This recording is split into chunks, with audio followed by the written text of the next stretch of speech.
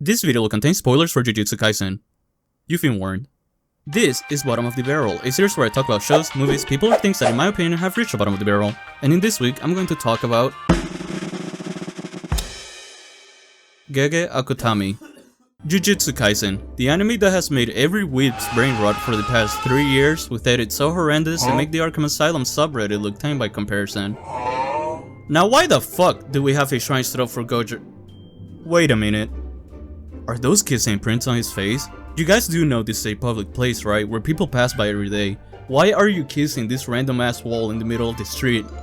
Okay, but seriously, how did we get to this point in time where people are brain rotting every time there is a week-long break in the manga? It's you! You're the issue! Nuh-uh, come back here. We're putting you on the spotlight today. This, my dear viewer, is GeGe Akutami, the creator of JuJutsu Kaisen, aka Fight back! Fight back! Jump Kaisen. I mean seriously, the amount of people getting jumped in this show is only matched by someone who makes fun of Taylor Swift fans. Please stay in your lane. But aside from that, what do we know about GeGe himself? Well, I would like to describe him as human garbage, for reasons I will explain later on, but also one of the biggest troll mangakas we've seen in recent years. Now, I can't really tell you what has happened in his personal life to make him turn out like this. No, seriously, this is all I have to work with. His Wikipedia page is shorter than me. Which is understandable, he's trying to keep his privacy, and I mean, look at this, he pulled up to his first public interview wearing a whole Mekamaru cosplay, and he's also known for deceiving his fans by playing around with the idea that he might be a woman. Plot twist, more than likely they're not, as they use masculine pronouns, so now I have to turn this whole script from basically GeGe hate mail to a shit post about the show and the fandom, and oh boy, do I have a lot of material to work with. So let's start at the beginning. JuJutsu Kaisen, released on October 3rd, 2020 and was widely well received by audiences and critics alike due to its fight scenes, likable characters, and get a load of this guy. You're gonna become a major issue later on, aren't you? Yes, Satoru Gojo, every female's fantasy husband and GeGe's biggest mistake.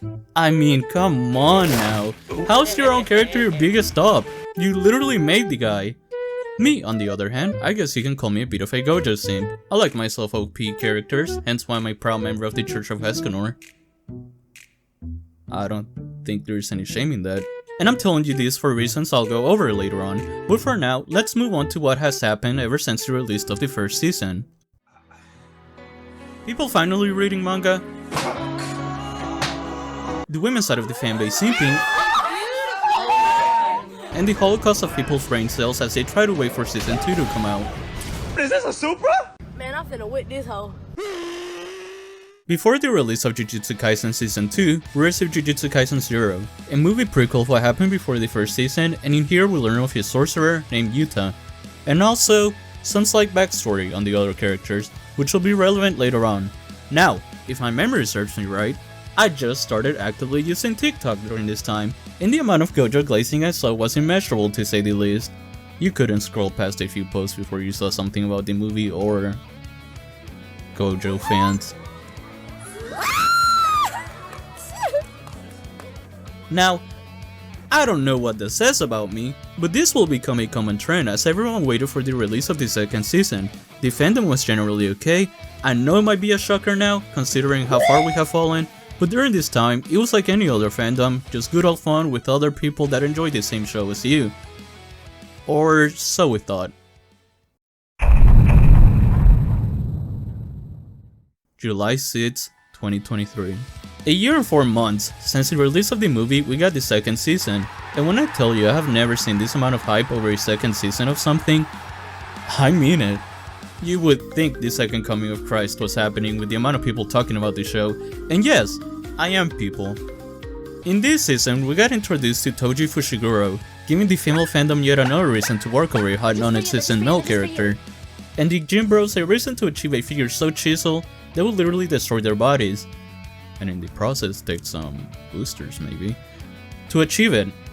Damn, he's so cool. But what else has happened? Well, the Shibuya Incident arc is currently taking place, giving us some Nanami fan service, me questioning whether or not Gojo is a good guy, and Toji making another guest appearance by disciplining his son. Me personally, I would have gotten beat with a chancleta, but I guess that's just a Latino household thing. The story doesn't end here, however, so beyond this point, I'll be talking about the manga, and I will only go over the most important points.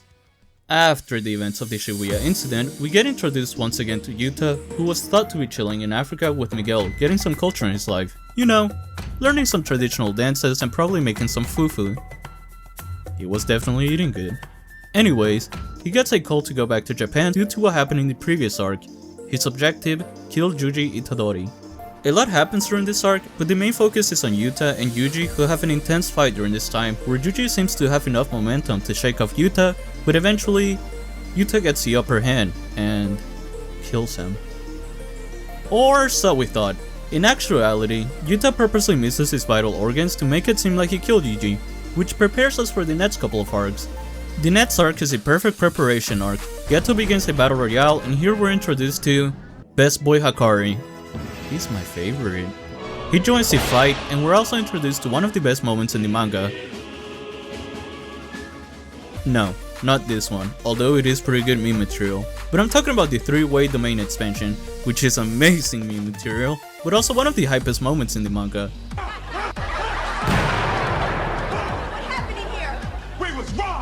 Still moving quickly through the story, in the next arc, Sukuna gets a new body and teams up with Mahoraga to jump Gojo, who was freed from the Shadow Realm. They have an intense fight, a contest of strength between the Honor One and the King of Curses, with Gojo seemingly about to lose every time until he takes the upper hand, and putting Sukuna in a bind. Just then, the king felt true fear for the first time. And then it happens.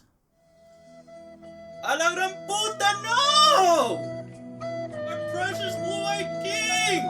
How they butchered my boy! So basically, what I was thinking of was, oh fuck, I can't believe you've done this. Yeah, this moment was hated in the manga by the whole community, due to not only Gojo's life being cut short, but also because it happened off screen. So remember how in the beginning I called GeGe human garbage? Yeah, this is why. But on a serious note, I was kind of expecting this. GeGe is Gojo's #1 hater after all, and he always talked about how he accidentally made him too powerful. And yet, what I didn't expect was that by doing this, GeGe raised hell. Every corner on the internet was spoiling this event, and you would think a historical figure got assassinated or something. Well, I mean, if you want to get technical, it kind of was a historical event in a way. People non-stop talked about this, and to make matters worse, the community went into a full-on frenzy. People were performing rituals for Gojo to come back to life. We coped by saying this wasn't real. We even had someone buy a star and named it after Gojo. Overall, the community was coping in some ways I don't think we've seen before in any fanbase. I believe this is a point where the fanbase, much like Gojo himself, began to lose touch with reality, hence the term going around the community lately called Lobotomy Kaisen. Now, what does it mean to call something Lobotomy Kaisen? Well, the Webster Dictionary defines it as a person who underwent so much tragedy after the death of Gojo that their brain couldn't cope with the situation and is so damaged beyond repair that they can barely function as a normal member of society. Subsequently, this type of procedure will sometimes make people post the most confusing and horrendous memes on the internet, which will make even God himself question why he bothers even keeping us around. And I mean, the definition is spot on. Look at this example. Proud opened up his domain. He said, you are strong because you are, I am you. Or are you the one who left it all behind? And his overwhelming intensity, because with this treasure I summon, the fingerer simply answered, nah, I would win. I thought I was having a stroke the first time I was trying to listen to this, and it didn't help that I was half asleep trying to figure out if I was really hearing this or if the schizophrenia was kicking in. What I do know is that every time there's a week-long break in the manga, the community seems to bring out 120% of their potential to see who the biggest shitposter will be for the week, and I can't lie, it is pretty entertaining. Alright, but now I have caught you up basically to where we are now. So, what have we learned? We know that the JuJutsu Kaisen fans need a pair of grippy socks. That much is obvious, but what about GeGe?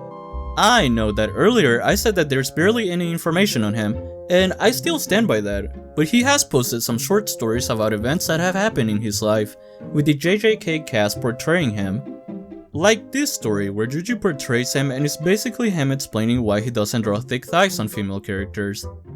I can't believe we missed a time where GeGe drew big thighs.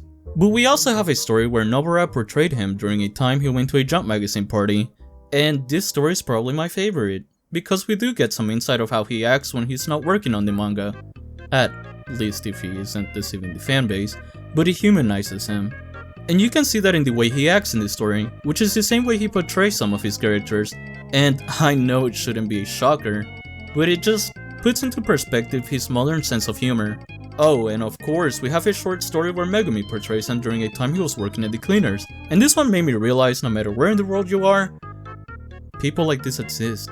So, what can we gather from everything that has been said so far? I can definitely tell you that GeGe is one of the few authors of our current generation that understands our humor and doesn't go with the average story process of other manga. That's not to say that the story of JJK isn't generic, I think that it is, but because of how modernized the story feels with the way the characters are portrayed, I believe that's the main reason the story has succeeded so much, giving me reasons to assume that GeGe understands our current cultural climate. Which leads me to believe that I know he probably uses social media, just not from an official account or anything like that. Now, you may be wondering, what the fuck does that have to do with anything? And the answer to that is simply, like I stated earlier, but also one of the biggest troll mangakas we've seen in recent years. And they know this.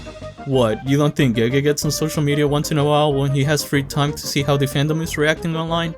I'm pretty sure if he has TikTok, he has come across one of these curse edits at some point, and assuming he doesn't know any English, his reaction might be something like, After